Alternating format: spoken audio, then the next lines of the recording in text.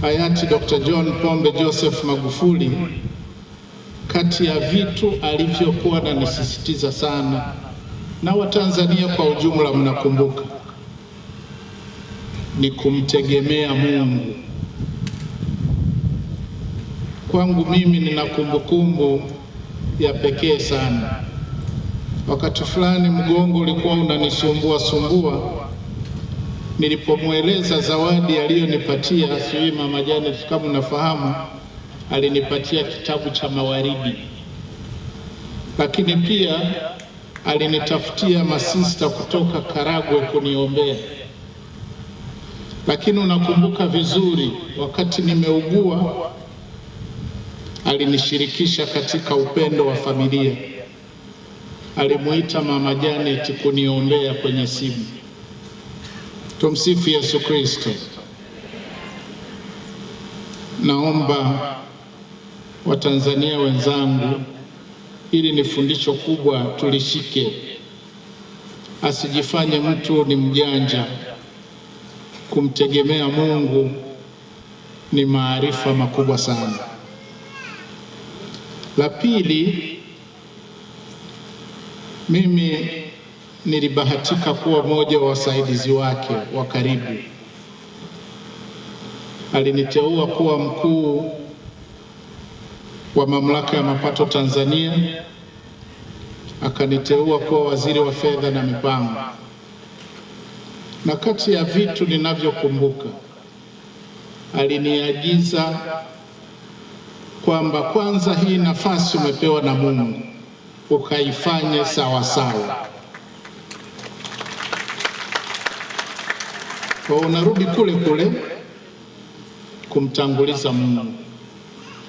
Lakini aliniambia uweke jitihada kubwa kukusanya mapato ya serikali.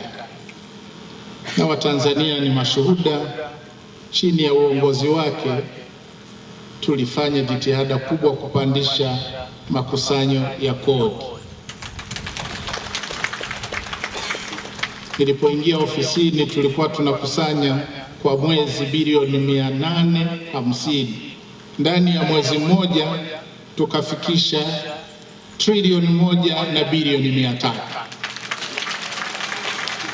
Lakini hiyo haikutosha. Kubwa zaidi,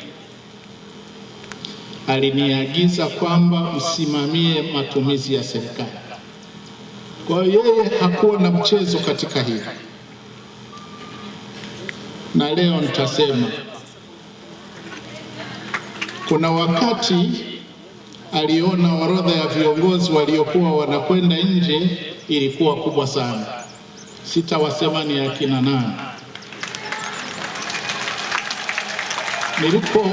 Kwa kuwa fedha zilikuwa ni nyingi, nikaona siwezi kufanya maamuzi, nikasema nipate mwongozo wa mkubwa wangu.